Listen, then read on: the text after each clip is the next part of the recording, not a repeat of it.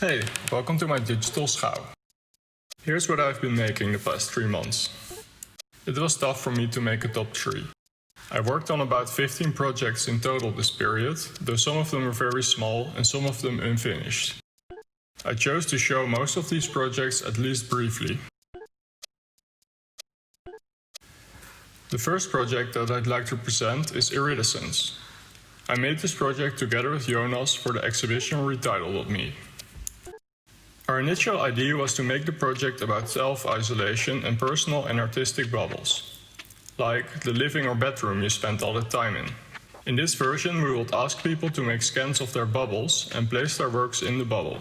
It would be as if you could reach through the little rectangles in a video call and see the rest of their space.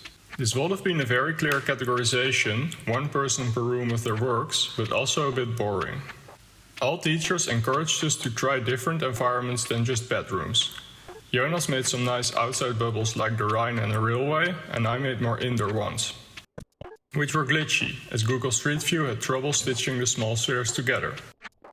Afje offered us her photogrammetry scans, and they look fantastic in the bubbles. We finished off by making the homepage or outer bubble a 360 scan of Park Sonsbeek. It looks like a place where you will bellenblaas. The 360 images were captured using the Google Street View app. They produced these sphere maps. My next project is 5G resistance. Het was weer raak vannacht in Brabant. Brandstichting in zendmasten. De Nationaal Coördinator Terrorismebestrijding spreekt er zijn zorgen over uit. Want het gebeurde afgelopen week al vaker. Na oproepen, met name online, van tegenstanders van de invoering van het 5G-netwerk. 14 zendmasten in Nederland, meer dan 50 in het Verenigd Koninkrijk. En ook in Ierland en Cyprus zijn al zendmasten aangevallen. Het lijkt vandalisme, maar er is meer aan de hand. Want op het internet doet een hardnekkige complottheorie de ronde.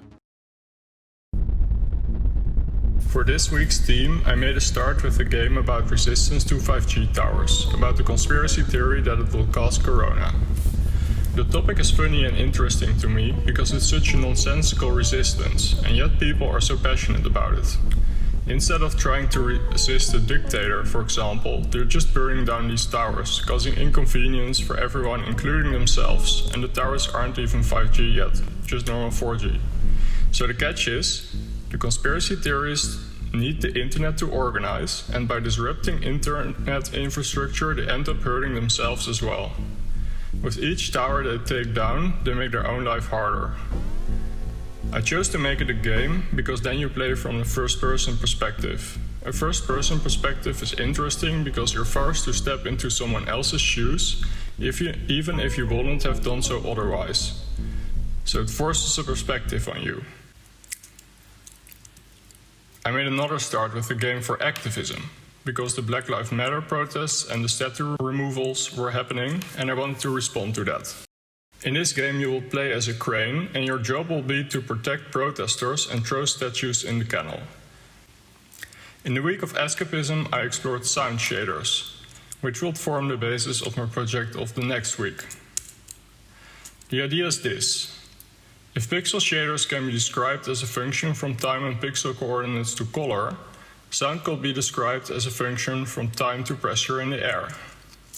I wasn't the first one with this idea, I discovered, though it was still uncommon. ShaderToy, a popular graphics code sharing website, has had this feature for some time. Audio synthesis on the GPU. The first thing I made, once I knew how to make various synths and effects and how I could sequence notes, was an inside joke among jazz musicians called the lick. I accompanied it with visuals following the same rhythm as the song.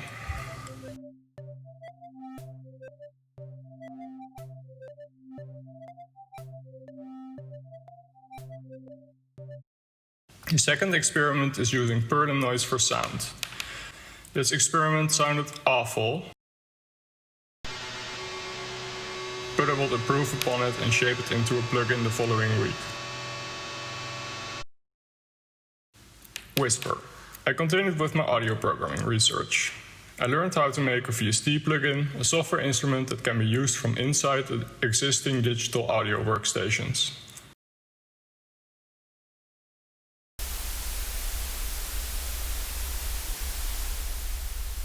What's interesting here is that I'm using a tool, a function, a formula very well known in computer graphics and apply it to sound.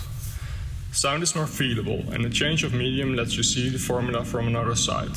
You feel the character of the different kinds of noise.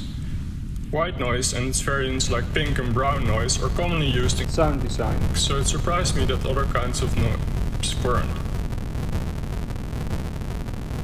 It sounds pretty good because it's part random, part an always repeating pattern. Perfect loops are boring. There always has to be both a familiar and an unfamiliar element. That's a music tip, but apparently it applies equally to sound itself.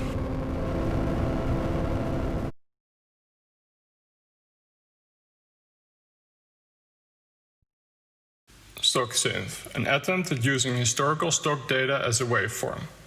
Not very successful because for now it loops perfectly, which sounds bad, and because of the corona crash most companies sound the same, roughly like a sawtooth. I need to find ways to add variation if I want to make it sound interesting.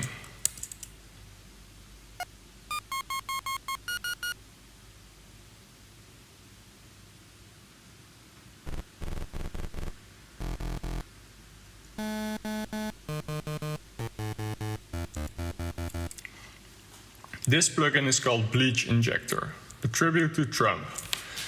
I wanted to create the musical equivalent of a bleach injection.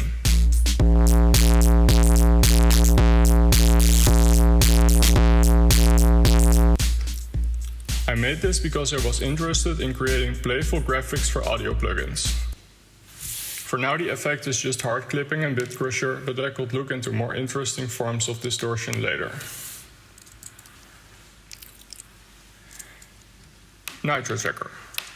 This is a little music program I discovered when I bought a second-hand DS recently, made in 2008.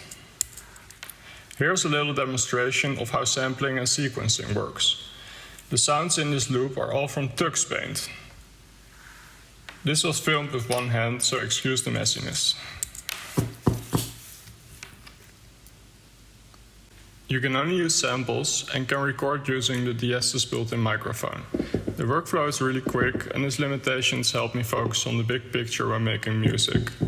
So I just started making loops with it whenever I had some time to kill.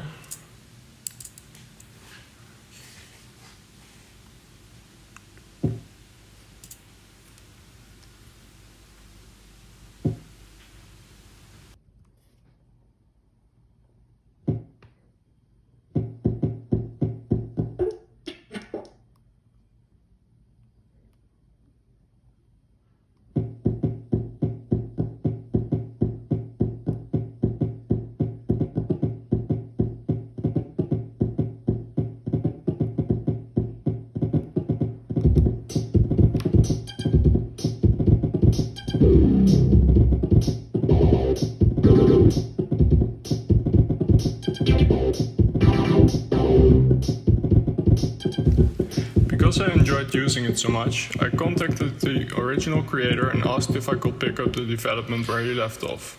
It hadn't been updated since 2010. I've since added a bunch of new features, like sliding over the keyboard. And here's a little drawing program I made while learning to program the DS. It draws fuzzy, hairy lines.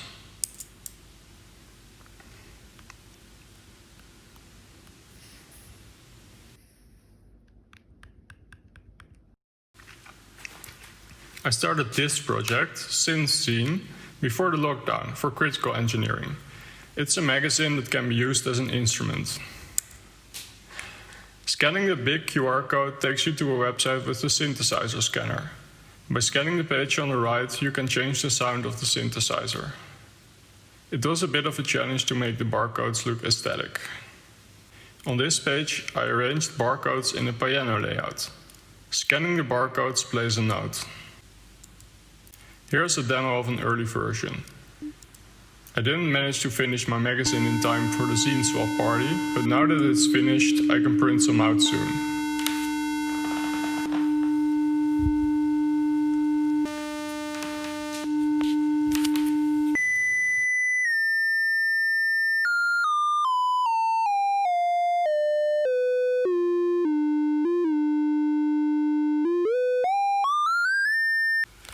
Conclusion.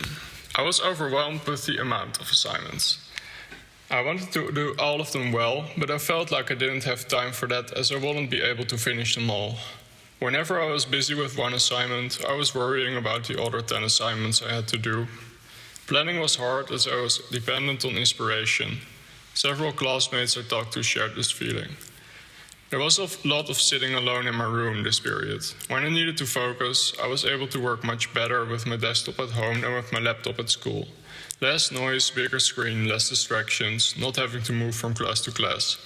But I really missed the lectures and meeting others afterwards. So that's the end of my presentation. Thanks for your time.